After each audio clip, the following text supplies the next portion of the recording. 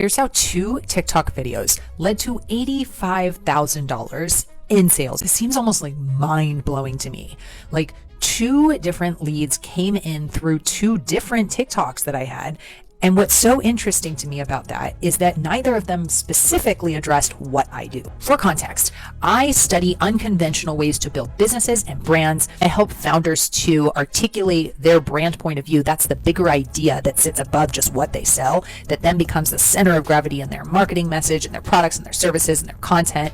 And with my clients, I actually help them to build that connected brand ecosystem that helps them differentiate from the other competitors in their space. Now, on both of these occasions, I had a lead that I did not know that came in through TikTok, saw one of these videos, and booked me as a result of it. These are the 2 videos too. One was just talking about ice cream trucks as a potential gateway for successful business, in which I reviewed the financials and the background behind companies like Van Leeuwen Ice Cream and Cool House. And the second one was actually the history of JCPenney.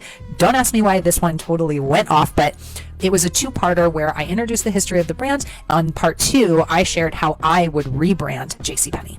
Got plenty of hate in both of these videos, but for the people who it really spoke to, it primed them right up and led them right to my doorstep.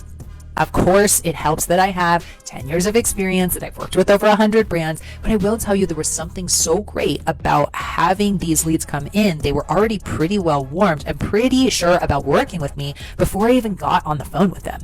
The thing that makes this different is not that I was doubling down in either of these videos on what I actually do. These weren't case studies. These weren't all about my approach, my techniques, my service feature. We're all about the point of view that I established with my brand, taking this very unconventional approach, finding the blue ocean, the space in between that isn't so obvious in which to position a brand. When you try to sell what you do to people, it feels like an ad. They don't want to hear it. Just offering up more information or showing people your ingredients, your tech, like people aren't thinking about that. They're not that interested in that on social platforms like this. What's far better and more sticky is to provide a point of view. The very nature of a point of view is that somebody will disagree with it. Otherwise, it's not a point of view.